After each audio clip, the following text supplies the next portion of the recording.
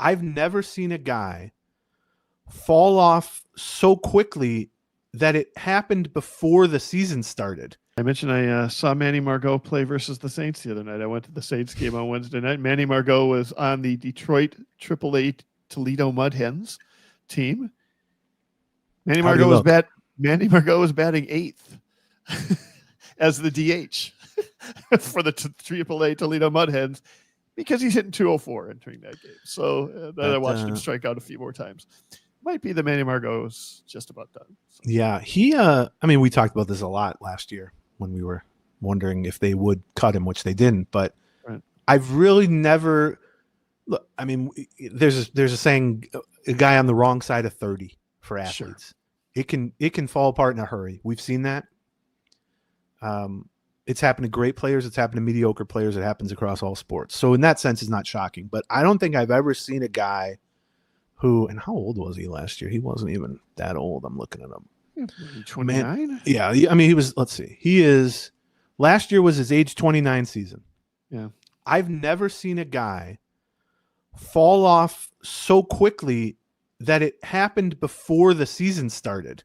In other words, where he showed up at spring training and they thought, it's so strange. Right. You know, they were trying to re-sign Michael A. Taylor, who, as you mentioned earlier in the show, had essentially been the everyday center fielder in 2023 because Buxton was limited to DH duties, and felt like he should get a free agent deal similar to that of a starting center fielder because he had a decent year as a starting center fielder, and I'm not sure he was wrong.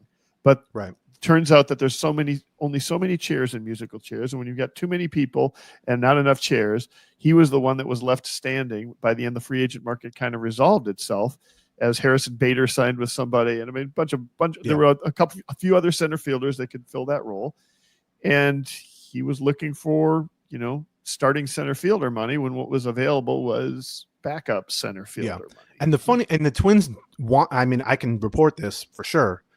They were trying to re-sign Michael A. Taylor. They wanted to basically run it back, even though they were more optimistic about Buxton's health, and that proved to be accurate. Buxton started a lot of games in center field last year. Right. They wanted to have Taylor around as Buxton insurance again, but also figuring he could play some corner. He could be a right-handed bat off the bench, et cetera, et cetera. But they didn't have any money last offseason, same as this offseason. And they were offering him, who knows, $4 million, $5 million, whatever it was. And he wanted $8 million, $9 million, $10 million. Right.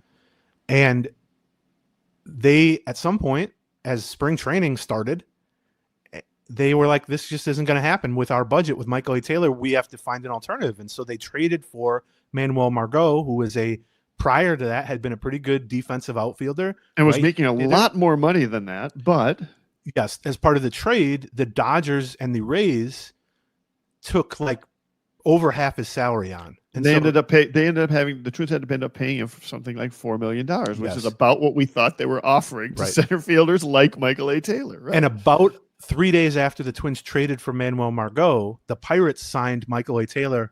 You want to guess how much he signed for? $4 million? $4 million. And I can tell you unequivocally, if even 1 week prior to that, he would have said he'd take $4 million, he would have been back with the Twins, and Manny Margot would never have been on the Twins. Sure. But then this brings me to last spring. They pull off the trade for Manny Margot, and I'm standing there, and he walks into the clubhouse on day one, and you look at him, and we talk to him, and, he looks like you've seen him on TV. And about 3 days later, they're not playing him in center field, even in spring games. Right. And people are like, yeah, we can't play him in center field. Yeah. And I'm like, what did he leave his range on the plane? The plane over here? And really, he never recovered. He never looked different than that. He always looked terrible in center. I would argue he looked pretty lost in left field, which is he looked really bad in left field. Yeah. And then he didn't hit the whole year. And that is one of the most extreme, sudden, even before the fact, examples of a guy just completely being cooked, just falling off a cliff. And the fact that now you're watching him bat 8th and DH for a AAA team a year later. Right.